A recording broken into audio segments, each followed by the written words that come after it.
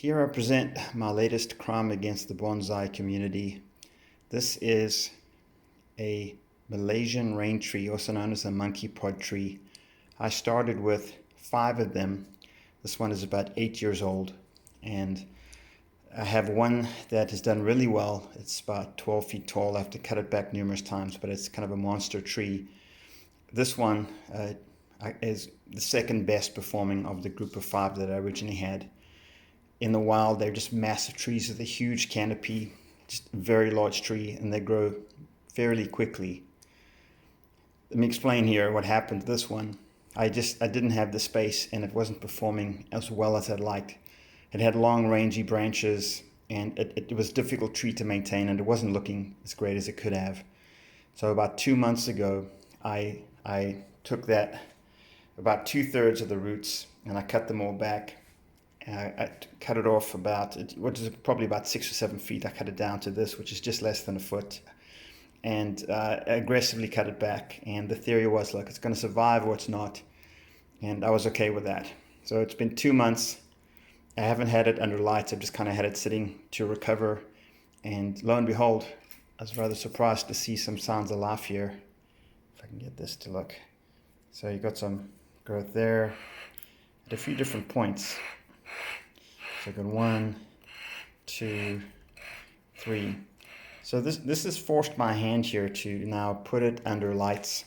I don't want to leave it still in the dark and the cold because, you know, it may not have enough energy to survive. So I'm going to put it under intense light in a rather humid condition, and I'm hoping that those are going to bud and kind of give it a more of a robust branch structure that I can start developing in the future. But just as easily as I've seen in the past with this particular tree, you get really great growth. It looks amazing, green, strong leaves. And then the next batch, they end up coming out yellow and wilty, and they crumble.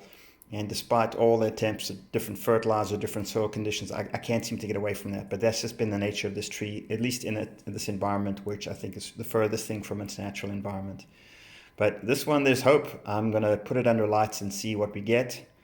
But really hoping for some kind of solution here to getting consistent, strong growth.